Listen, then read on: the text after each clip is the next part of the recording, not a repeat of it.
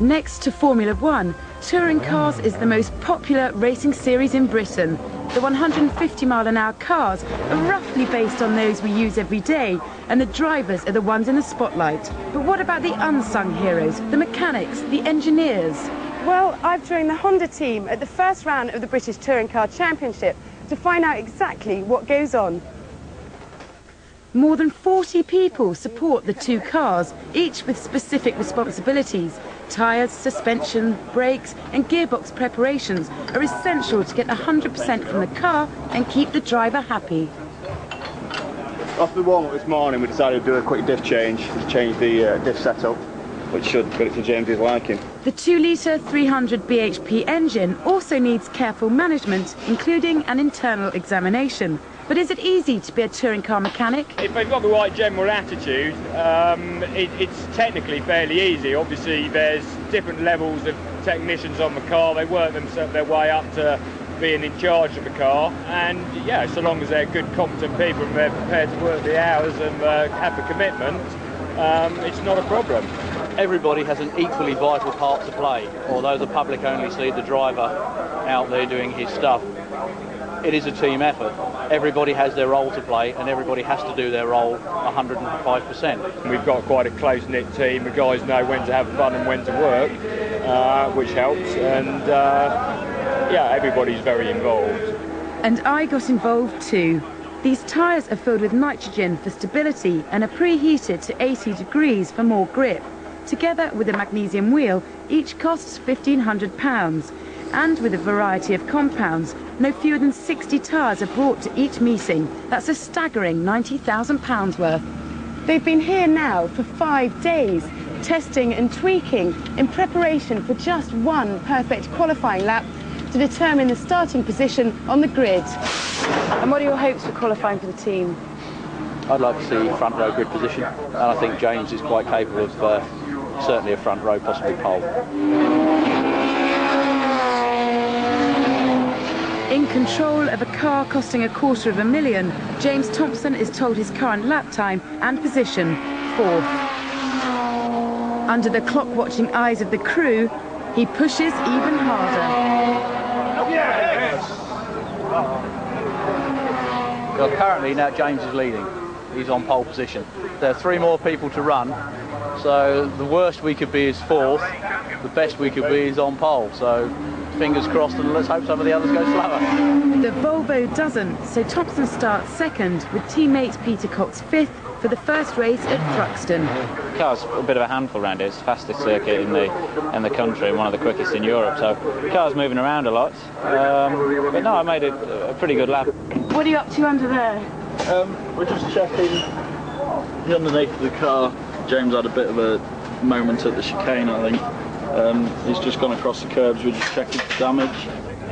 While the boys plan pre-race team tactics, the girls arrange the important stuff: hospitality for the day's sponsors and guests. Back in the pits, some are still hard at work. Others take time out to catch up with another race, Formula One. Back to business, and the brakes are bled.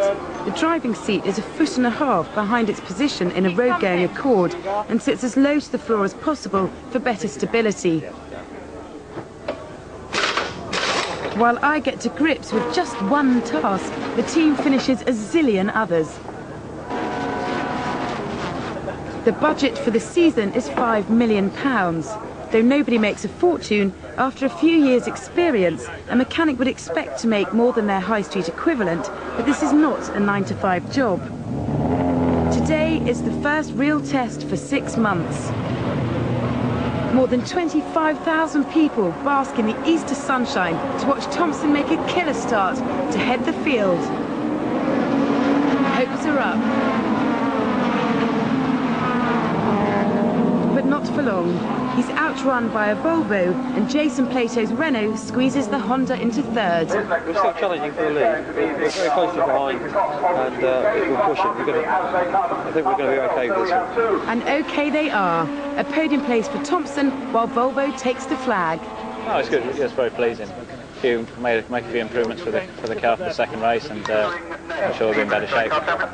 New for '98 are pit stops, introduced to spice things up for spectators. For 3 weeks, the boys have been practicing and have managed to change the 2 wheels in under 10 seconds.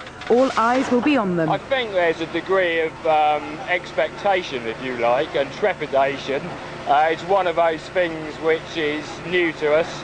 If it goes well, I'm sure everyone, everyone's going to be really pleased. What will happen if the weather changes? It'll be chaos. The pit lane will be very, very, very busy. I'd imagine it'll be a bit dangerous as well. So. And the forecast doesn't look good. Apparently Dave says that stuff over there is snow. It's always handy, isn't it? A bit of snow. Yeah, I'll get the snow tyres ready then. Thompson begins the second race in 4th place, but can he keep with the front runners for the first corner?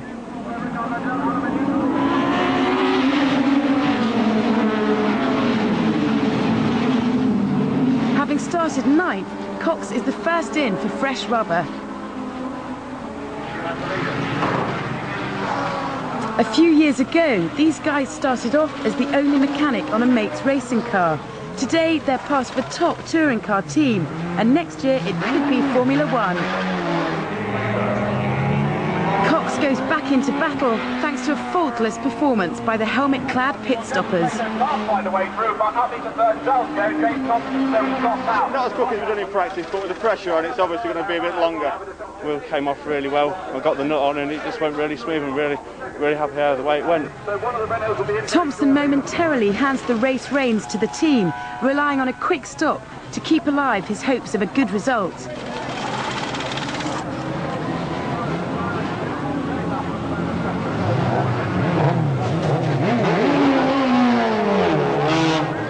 They manage it, and concerns turn towards the sky. A wet track and slicks makes it all too easy to go over the limit and smack into the tyre wall. Alan Menu takes the race for Renault, but 3rd and 7th for the Honda boys is not a bad day's work. Yeah, they did a really good job. We timed up everybody's pit stops, and I think Rydell had the quickest pit stop, and we had the next 2. So the guys did a good job. Really pleased with the teamwork for the pit stops, and I think we've done very well.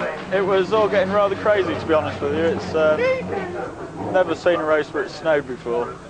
James has been very descriptive of the weather out and about, and I won't repeat any of it. I think we're generally fairly happy. I mean, both cars finished the races, no mechanical failures as such, which is really the aim of the technicians. It may look glamorous, but when the champagne's gone, the mechanics pack the truck, go back to base and start work again at 8 o'clock the next morning.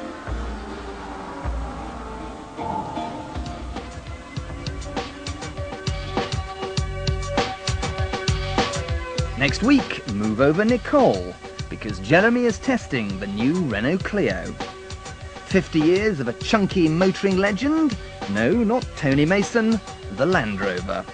And unlicensed to kill. Michelle Newman on the hidden menace of unlicensed drivers.